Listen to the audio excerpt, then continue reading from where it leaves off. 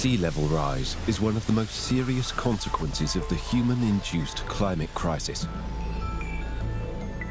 The water rise is from heat expansion of the oceans, melting polar caps, vanishing glaciers, and the loss of fresh water. Satellites are an essential tool to monitor the changes and help climate modelers prepare us for the future.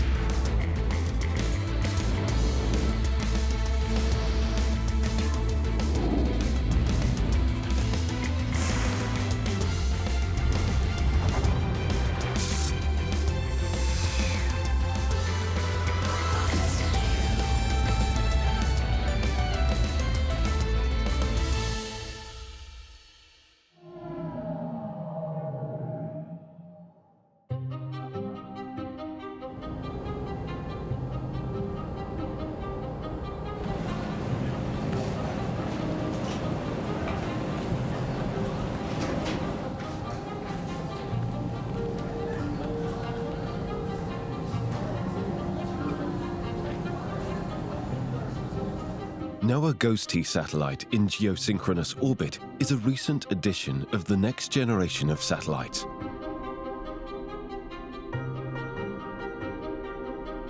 It is the Western Hemisphere's most sophisticated weather observing and environmental monitoring system, covering over half the globe.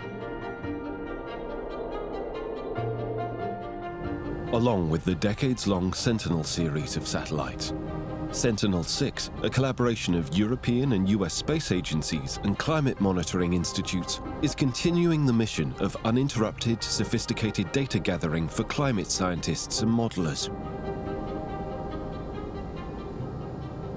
Well, the main instruments on board include a dual-frequency radar altimeter.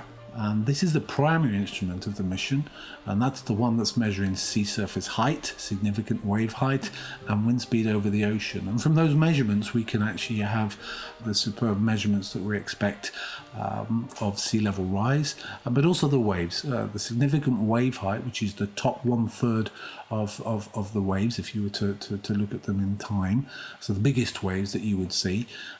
This is important for marine operations, and the altimeters provide perhaps some of the best data sets that we have today over the global ocean. We have plenty of buoys in the ocean that measure waves, but they're often in the coastal zone, and it's only when you go to the altimetry that you can really have this global coverage. We all know sea level is rising. And how do we know that? Because we measured this since the 90s from space through a series of satellites. It started with Topex Poseidon, which was a French-American satellite, followed by the JASON 1, 2, and 3 series, which was also a French-American satellite. And Sentinel-6, as you said, also called JASON CS, stands for Continuity of Service, is meant to go in orbit to follow JASON 3 to continue the record of the sea level since about 30 years. And we want to continue that record for another 5 years and demonstrate and quantify the sea level rise we have been observing since the 90s. In average, about 3.2 millimeters per year, even though the scientists tells us in the last year this has been accelerating, in particular due to the acceleration in melting of ice. So over the last years, it's above 4 millimeters every year we record in the sea level. We talk about the impact of melting snow and ice surfaces in terms of what's known as the albedo effect. When snow is dry, it's very reflective, and of course that helps to reflect sunlight back out into space, and the consequence is we can reduce the amount of melting this way.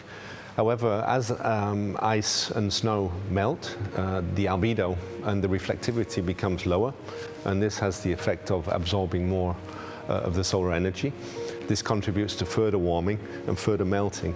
And so it's a runaway progressive effect caused by the reduction in the albedo.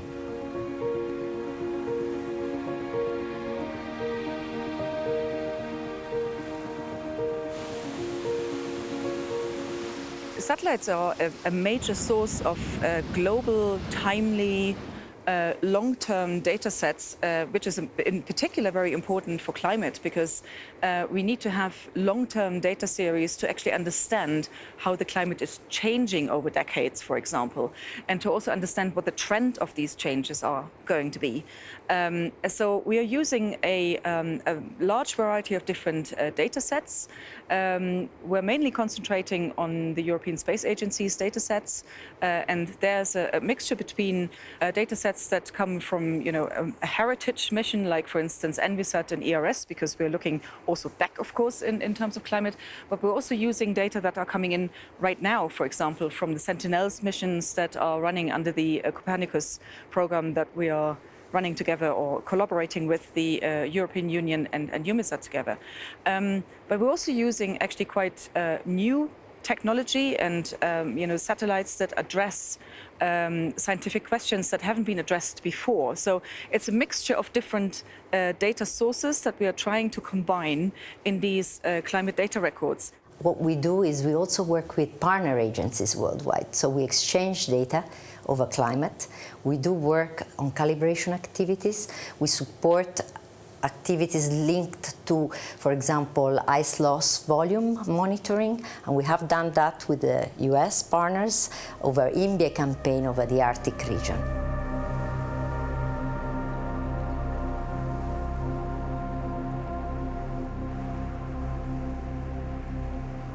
To calibrate the satellites in orbit, scientists on the ground take measurements in situ all around the globe, from the Antarctic to the Arctic and glaciers around the world.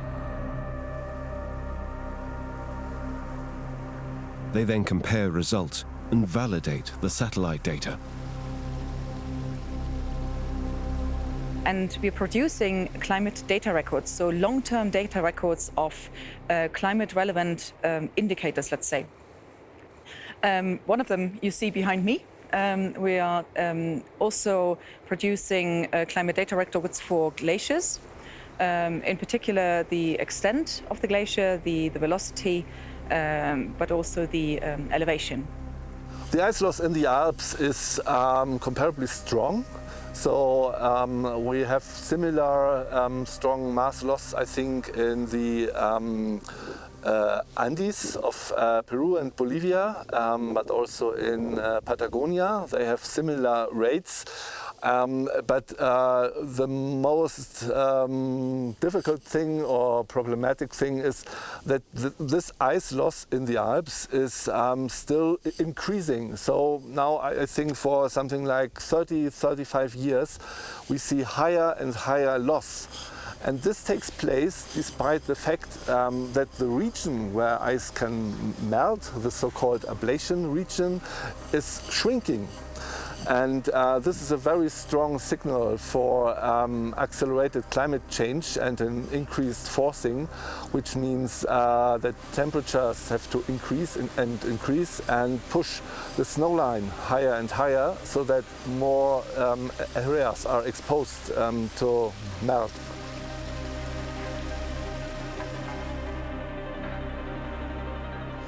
Those projections tell us what glaciers will look like. What they will look like very much depends on what we, human beings, will do next in terms of greenhouse gas emissions. So if we manage to mitigate climate change very much, we will have glaciers that will still shrink, but will shrink a lot less than if we don't manage to get hold of this climate crisis that is literally unfolding. So in the worst case, where really our emissions will continue to go unabated until the end of the century, well, this place where we're standing is going to be ice-free for sure. But even the highest elevation that we see here, they'll most likely be ice-free as well. On the contrary, if we now really manage to put effort in abating emissions, we'll be able to save, say, at least 40% of the ice. So half of this place is gone anyway, but still there will be something that we can look at and that we can show to our children and that our children can show to our grandchildren.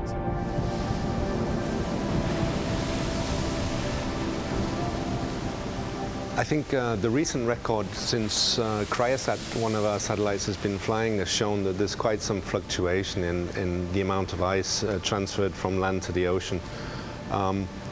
However, we have seen that sea level rise has been accelerating over the last several years. One of the reasons is thought to be related to the increased melting of land glaciers. And a recent publication has shown that in fact the contribution of glaciers to sea level rise is increasing. And we've gone from a situation in the 1970s and 80s where it was contributing only a fraction of a millimeter a year to something closer to 1 millimeter a year. This is around 20–25% of the sea level rise signal globally. And so glaciers are obviously having an increasing contribution to sea level rise over the last 2 decades. The European Space Agency is doing a lot in providing the evidence for a changing climate. If you think about the Earth observation program, for example, I think the majority of activities are really directly addressing this question. And it starts at the perceiving new satellite measurements. So, one of the core activities of the European Space Agency in the Earth observation program is, of course, to build satellites. And there's different flavors of these satellites that address, new technologies, new scientific questions, like, for instance, the Earth Explorers. But then there is the Sentinel missions that we are developing in collaboration with the European Union and with EUMETSAT, who provide, for example, continuity on many of these measurements, but also improve over coming decades, because we have a lot of experience in these measurements. And I think so, we're doing in ESA, I think something, it's almost like covering the entire food chain of providing climate relevant information. And I think this is quite an amazing fact, because we really follow through from the beginning of the measurement up to the point where we're actually talking to the people who put the policies in place. And I think that's a really good foundation that we're providing from the ESA's perspective.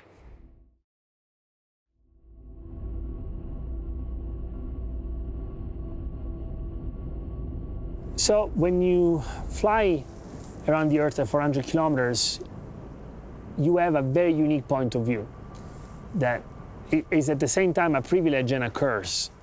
It is a privilege because, of course, not many people get to do it. Not many people get to fly in space and look down at the Earth.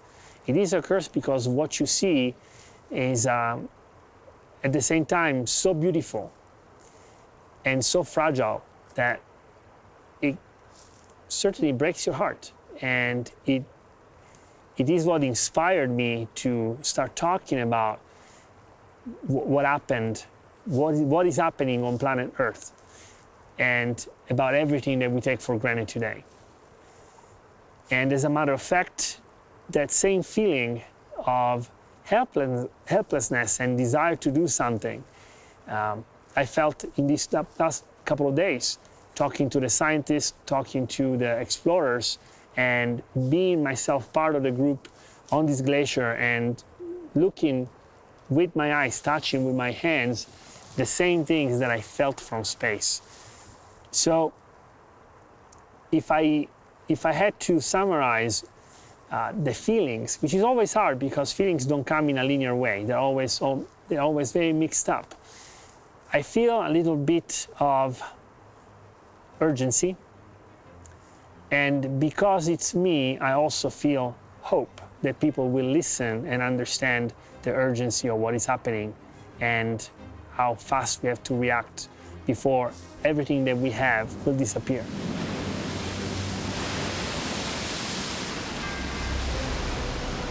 Low-lying regions of the world, of course, are going to suffer the most from this kind of impact in terms of ice melt and sea level rise. Of course, countries like Bangladesh already suffering from the increased probability of storm surges as sea level rises. And coastal inundation is a problem for millions of people in Bangladesh. We also see it in more developed countries. We have a situation in Venice during seasons of the year where tidal range and storm surges combine with sea level rise to cause what's known as acqua alta. And there, the whole of the city of Venice is inundated by water on a regular basis during these periods of time. So I think the societal impact of coastal inundation and flooding can affect millions of people in the future. And so we need to monitor the effects of melting ice and sea level rise. we got the long-term data, and we got the long-term trend, and we now finally realize that you have the long-term trend, but you also have superimposed local variations. So some years it stops, and other years it goes very quick. So it's a really very dynamic system, and that just really means that we have to have a continuous monitoring from space. I believe that there is an awareness that is growing, but is not enough yet. So water being probably one of the resources that we really need to check, and we are here because of that. Water has a cycle that we have interfered with. Ice turns into water, turns into atmospheric water, and it accelerates hurricanes, it accelerates flooding, it's all connected, and we have interfered with that cycle. So now we have to do something to take a step back. Well, one of the things that we can do is preservation without pollution. So little steps that everybody can do. Have a bottle of water and reuse it instead of continuing buying extra new bottles of water and polluting the earth with the plastic, and using extra water that we don't need. We can live on very little water. We are just not used to do it because we don't think about it, and we take it for granted. I believe that the perspective that I have comes from the awareness that on the space station we live on very limited resources. We have to recycle them, and we have to respect that awareness. What we're doing in the Climate Office, and not just in the Climate Office, but in the European Space Agency Earth Observation Program at large, is, I think, 99% supporting the course of understanding what our climate is doing, how our climate is changing, and that in turn can actually inform policymakers to take action of what needs to be done to either mitigate that effect, so basically, for example, limit emissions, or to adapt to things that we cannot change anymore. It's a very important physical evidence to give decision makers and policymakers a base to come up with plans of how we address this issue. Ice is changing a lot, and ice is melting a lot. Whether it's a problem, of course, long term it's a problem because the sea level rise will go up. But it's also to some degree an opportunity for some of the Arctic countries that they can develop their countries. So it's climate change, monitor what is happening, make sure we can give a qualified statement, and especially the space is very important to give a qualified statement of what is really happening, and not just some model prediction or some fancy outlook which could be way off. So I think we're the guys who give the hardcore facts. And as you say, I've been here for many years. I've seen the change on my own eyes, because before we even got involved with the European Space Agency, we did a lot of airborne, a lot of mapping work. We mapped with the first satellites already in the very late 1970s as the very first users of satellite navigation, namely for mapping remote and distant areas. So it's been really amazing to see, and also amazing to see the changes, and the changes are big, no doubt about that. And we're producing these data sets also for the benefit of addressing these international climate drivers, so that we actually know where we're standing at the moment in terms of the state of the climate, and what actions need to be taken in the future in terms of policy and decision making and adaptation and mitigation actions, for example, in the future. Because of the availability of information that we are constantly bombarded with, there is a general feeling that we can all be experts at everything and come up with our own opinion. I don't want to dismiss anybody's opinion, but I do want to listen to what experts and people who have devoted their lives to a certain study have to say. Now, it's a cycle. We have scientists who use their instruments to gather data, study those data, and come out with a theory. And once they come out with a theory and everybody agrees to it, then we should probably listen to that. But how do they get these instruments? How do they gather that data? Well, there is a whole community of people technicians, engineers, astronauts, operators that work constantly, incessantly to create the instruments and to position them and to create the basis so that the data can be collected in the correct way.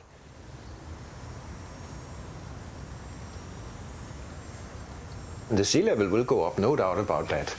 So people in Holland and the very low-lying areas, they should have good reasons to be concerned. So do we in Denmark. But again, right now it's only 10 centimeters, so we are talking 2,100. We talk anywhere between 30, 40 centimeter and a meter. Then it's a little bit more concerning. And again, that's where this long-term space mission, they would tell these people who make the modeling and the prediction in the future, if they made the modeling earlier, will it really fit what we see today? If you take all the data today, will it fit in 10 years? That's why you have the big value of these continuous data. And also the continuous measurements really of, do the satellites measure the right thing? Is the radar really measuring the surface, or is it measuring somewhere else on the ice? That's all the questions we are concerned with. Most scientists agree we are past the point of no return. Now the focus is on trying to mitigate the most serious effects on the planet.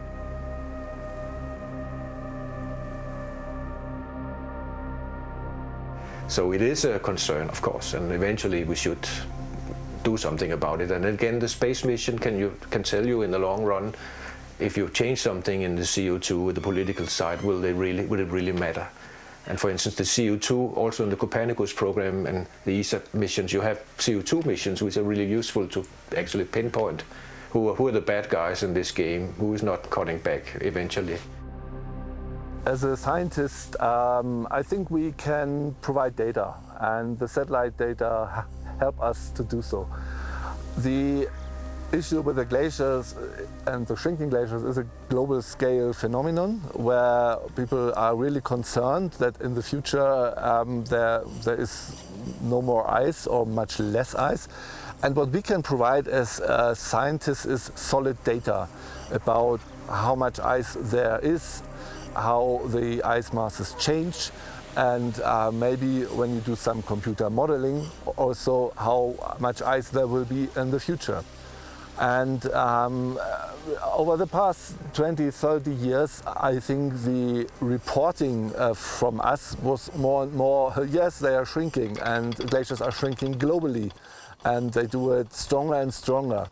And we can repeat this information again and again and have it in IPCC reports and say, hey, there's a problem. But of course, in the end, it depends if this message is picked up and converted to action.